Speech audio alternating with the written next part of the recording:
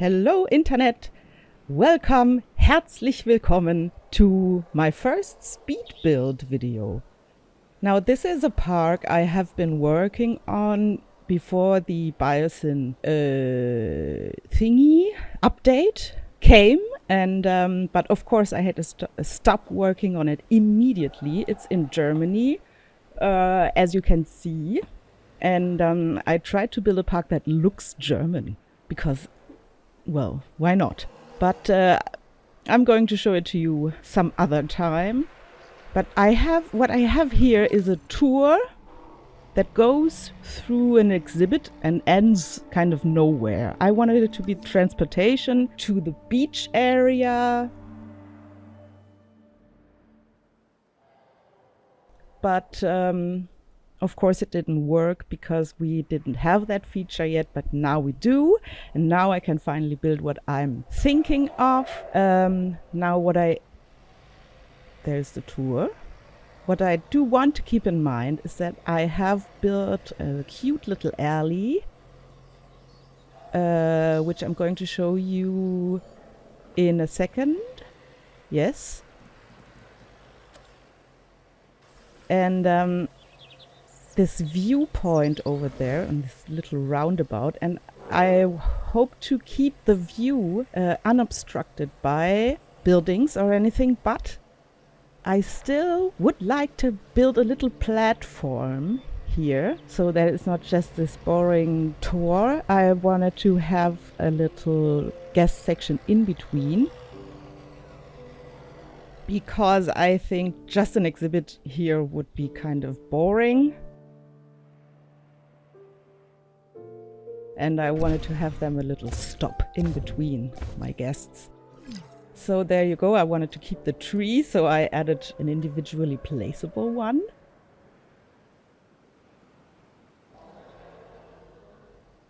And I'm starting to build. Ah! Did you see how the truck tumbled down? This is awesome. Wow. I've never seen this happen. Okay, so I'm trying to find out how much space I need for my guests, for my little platform, and adding a viewing tower, just checking if the view is still not obstructed by the tower, everything fine, and doing a little path work. The viewing tower actually is not supposed to be a viewing tower. This is something I saw on Evolution Square's Camp Cretaceous build, so go check that out if you haven't seen it. It's the best park I have ever seen in a very long time. I just love it. It's so fun. This is a little mock slide she built, and I wanted to have that too. So something fun for the children in this beautiful German park. Okay, so I added a gyrosphere tour.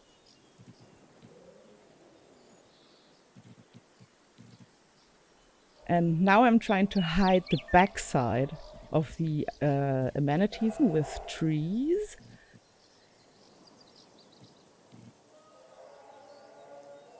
And yes, watch me doing some lovely painting job. Now, I spent quite a lot of time. There I turned off the terrain thingies so I could see what I'm doing. I spent quite a lot of time on the nature because I love doing these naturalistic enclosures, and it takes a lot of time. So this is part of this video. But now let me first work on the little guest section.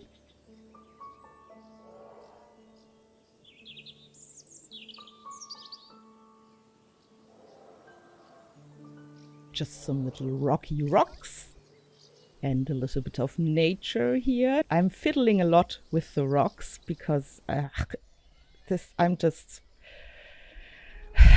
my obsession. I want them to be situated perfectly, and I don't know, the direction of them is supposed to lead the eye. And I also try looking at them from the direction the tour does, so I can see what it's like for the people, the passengers, for the people sitting in the tour trucks.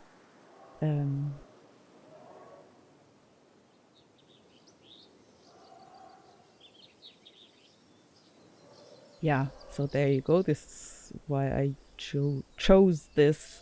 Whoo! Oh, wow. This is a little bit of slidey tour. Okay. So lots of nature hiding ugly bits of the fence, obstructing the view for the passengers. So there is this little surprise around every corner. I like doing that. Adding bushes and nature everywhere. Now back to seating. Now I did this and forgot what my park actually looked like because it has been a while since I have been working on it, and I went back to another section I did last to check what kind of aesthetics I was using there, and changed it to this cute little grassy area where I put the seating and planters, so stupid guests don't fall down the steep cliff because, well,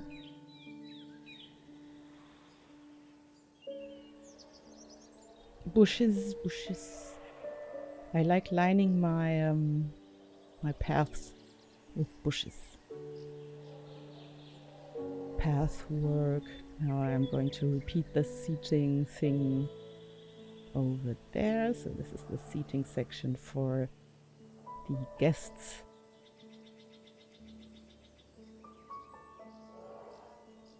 I actually go through the trouble customizing my buildings, which is quite easy once you have established a color pattern you want. And this is the first thing I do after building one of them. And then it's not so terrible putting clicking on a few buttons, and you immediately have a building that you like because you preset the colors. It changes a lot.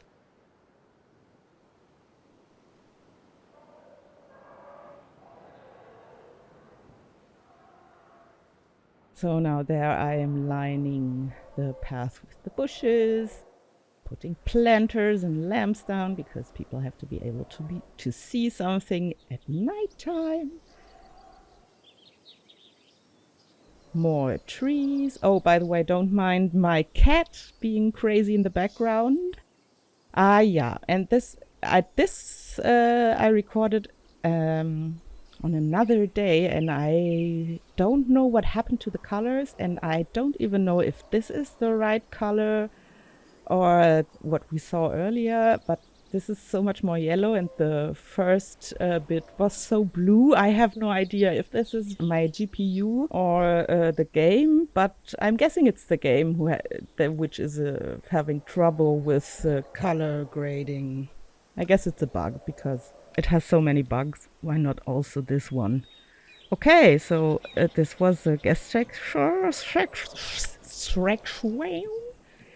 And now let's go do some nature stuff. This is going to be so obnoxious because I spent really a lot of time on the exhibit work because I wanted to look credible, like something you would find in nature. So I go back and forth a lot with the paintbrushes and the terrain tools, and yeah, just watch me do it. Maybe if you like what I'm doing, this is helping you to achieve similar results.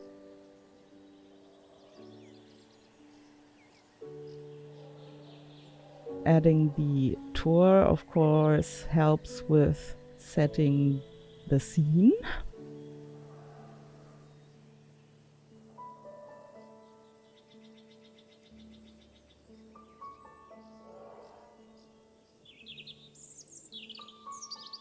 And what I actually also like doing on mountain edges is lowering the ground because it adds a little bit more dimension to it. I decided actually because it's such a steep mountainy exhibit to add Pachycephalosaurus and Homalocephale, and I think Europe. No, who who are they? I'm forgetting names again. Anyhow,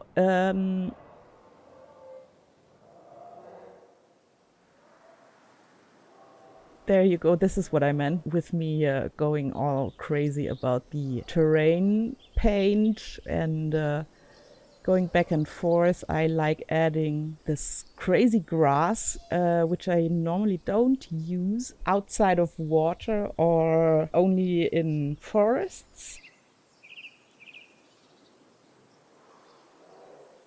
because it looks so leafy and rich. It looks like it could belong in a foresty area.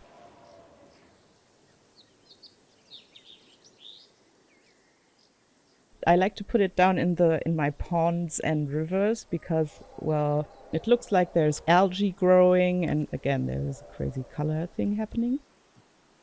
And I also found out that this terrain paint does go under the tow trucks and fences, so you don't have this ugly, what do you call it, rim thing happening. Now, this is also something I like to do because I find this in nature a lot, is these overgrowing water nature foliage that grows into the water. I actually pass by a place every day where exactly this is happening. Trees growing into the water and all kinds of foliage. And I think it looks realistic if you have your foliage growing into the water and having these really rich and, overgrown shores to your ponds. I'm saying this because I know there are a lot of people out there who line their water with only sand and rock, and this looks kind of artificial to me because this is not what I'm finding in nature anyhow. Of course, well, I think this is just so much more natural, and I like doing these realistic looking enclosures. Now I always check the view from the viewing opportunities I built. So of course there is the tour, but also the viewing platforms, because I want my guests to have a nice view.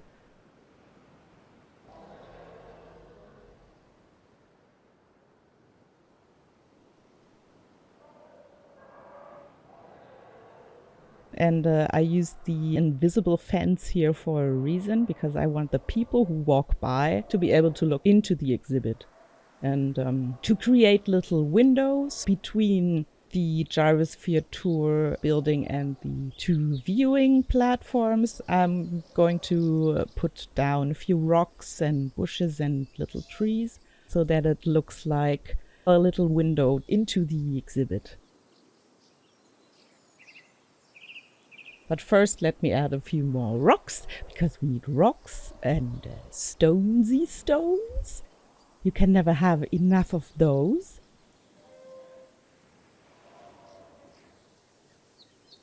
And shrubbity shrubs everywhere, hiding ugly fence. I remember I was so annoyed that I couldn't put a bush there, hiding ugly fences. Rocky rock stuff. And yeah.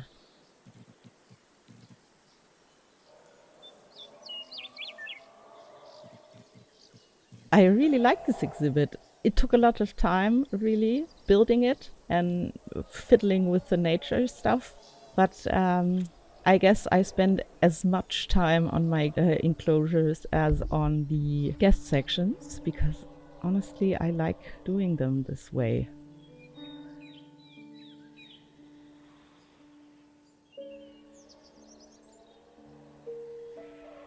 I'm not going to show you the path work I did down here, because I changed it later, but I'm going to show you the view from the path.